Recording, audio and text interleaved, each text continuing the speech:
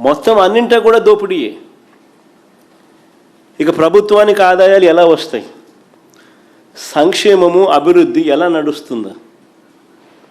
ఎంత అప్పులు తెచ్చినా కూడా ఎలా సరిపోతాయి? అంతా దోచేస్తూ ఉంటాయి.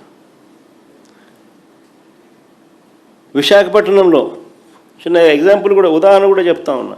ఏ స్థాయిలో వీళ్ళ దోపిడీ అని అంటే, విశాఖపట్నంలో అత్యంత విలువైన భూమిని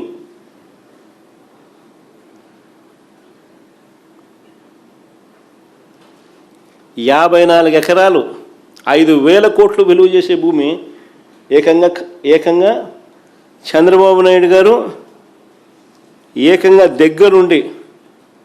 దగ్గరుండి ఆయన సమీప బంధువుకు కట్టబెట్టే కార్యక్రమం చేస్తే రాష్ట్రానికి ఆదాయాలు ఎలా వస్తాయి?